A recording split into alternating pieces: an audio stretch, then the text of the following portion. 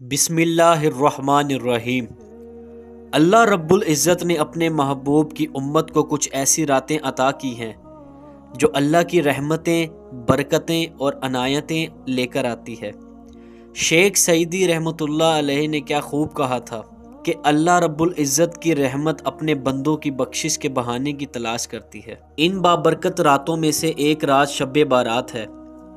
شب بارات کا مطلب ہے نجات اور چھٹکارے کی رات، چونکہ اس رات میں اللہ کی رحمت سے لاتعداد انسان دوزخ سے نجات اور چھٹکارا حاصل کرتے ہیں، اسی لیے اس رات کو شب بارات کہا جاتا ہے۔ شب قدر کے بعد یہ رات تمام راتوں سے زیادہ بابرکت رات ہے۔ امام غزالی فرماتے ہیں، جس طرح مسلمانوں کے لیے 2 عیدیں ہیں، اسی طرح فرشتوں کے لیے بھی 2 عید کی راتیں ہیں، جن میں سے ایک شب بارات ہے اور دوسری شب قدر۔ بہت سی حدیث مبارکہ سے اس بابرکت رات کی عظمت اور فضیلت واضح ہوتی ہے۔ تقریباً 10 صحابہ کرام سے شب بارات کے حوالے سے حدیثیں مروی ہیں۔ حضرت علیہ السلام سے مروی ہے کہ نبی اکرم صلی اللہ علیہ وآلہ وسلم نے ارشاد فرمایا، جب شعبان کی 15ویں رات آئے تو اس رات میں قیام کیا کرو اور دن کو روزہ رکھا کرو، بے شک اللہ تعالیٰ اس رات میں غروب آفتاب سے لے کر طلوع فجر تک آسمان دنیا پر اپنی شان کے لائق نزول فرماتا ہے،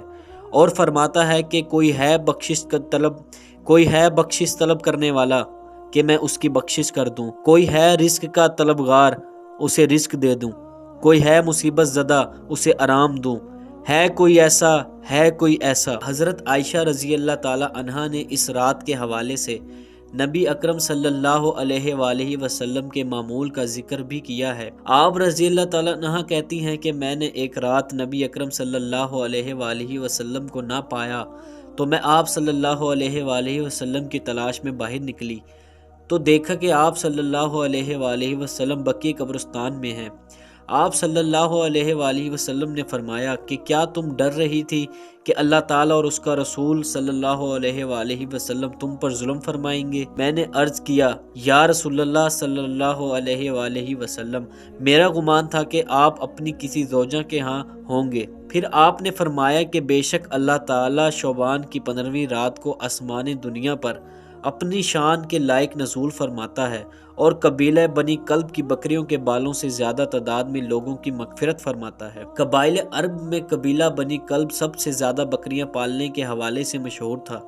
اس مقام پر قبیلہ بنی کلب کی بکریوں کا ذکر یہ واضح کرنے کے لیے کیا گیا ہے، جس طرح قبیلہ بنی کلب کی بکریوں کے بال گننا ناممکن ہے، اسی طرح اللہ تعالیٰ اتنے افراد کو جہنم سے آزاد فرماتا ہے جنہیں شمار کرنا ناممکن ہے۔ اسی طرح نبی پاک صلی اللہ علیہ وآلہ وسلم نے ایک مقام پر اس امر کا ذکر فرمایا کہ اس رات میں اللہ تعالیٰ کتنے لوگوں کو جہنم سے آزاد فرماتا ہے، اور کون سے ایسے لوگ ہیں جو اس عظیم رات میں بھی اس کی رحمت سے محروم رہتے ہیں۔ حضرت عائشہ رضی اللہ تعالیٰ عنہا سے مروی ہے کہ نبی پاک صلی اللہ علیہ وآلہ وسلم نے فرمایا، میرے پاس جبرائیل آئے اور کہا کہ شعبان کی 15ویں رات کو اللہ تعالیٰ اتنے لوگوں کو جہنم سے آزاد فرما دیتا ہے جتنے قبیلہ بنی کلب کی بکریوں کے بال ہیں، مگر مشرک، دشمنی رکھنے والا، قطع تعلقی کرنے والا، کپڑا بطور تکبر لٹکانے والے، والدین کے نافرمان اور عادی شراب کی طرف نظر رحمت نہیں فرماتا، جو اس بابرکت رات میں بھی اللہ کی رحمتوں سے محروم رہتے ہیں۔ مختلف حدیث سے پتہ چلتا ہے کہ تقریباً 10 قسم کے افراد ہیں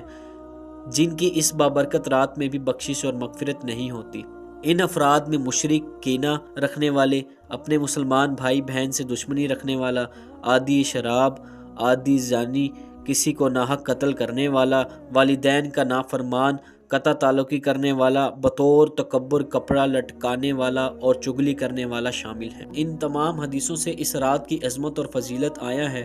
اسی طرح مختلف روایت سے یہ بھی بات پتہ چلتی ہے کہ اس رات میں انسان کا نام اعمال تبدیل ہوتا ہے۔ اللہ تعالیٰ فرشتوں کو ہر شخص کے پورے سال کے معاملات ضائف کی شکل میں دے دیتا ہے۔ یہاں یہ حقیقت واضح ہو رہی ہے کہ ہماری تقدیر میں سب کچھ پہلے ہی لکھا جا چکا ہے۔ اس رات میں صرف ایک سال کے اموار نافذ کرنے کے لیے ضعیف فرشتوں کے سپرد کیے جاتے ہیں۔ اس رات میں ہمیں کیا کرنا چاہیے؟ ہم بھی رحمت باری تعالیٰ کے مستحق قرار پائیں، وہ اعمال جنہیں سر انجام دے کر ہم اس رات کی رحمتوں اور برکتوں کو سمیٹ سکتے ہیں۔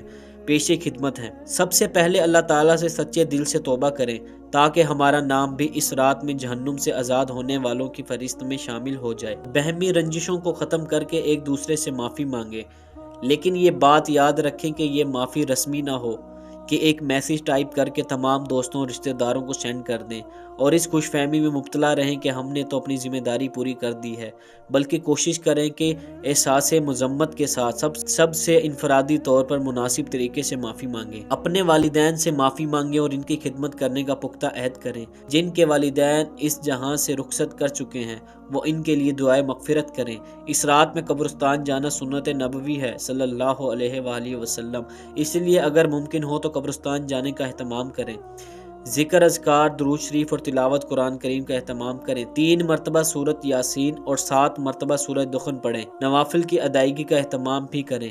قیام اللیل کی نیت سے کم از کم 8 نوافل ضرور ادا کریں، لیکن یہ بات بھی مد نظر رکھیں کہ اگر آپ کے ذمے قضا نمازیں ہیں تو ان کی ادائیگی نوافل سے زیادہ ضروری ہے، اسی لیے اگر آپ کے ذمے قضا نمازیں ہیں تو وہ ادا کریں۔ نبی پاک صلی اللہ علیہ وآلہ وسلم کے فرمان مبارک پر عمل کرتے ہوئے 15 شعبان کا روزہ رکھیں۔ پوری امت مسلمہ کے لیے دعا کریں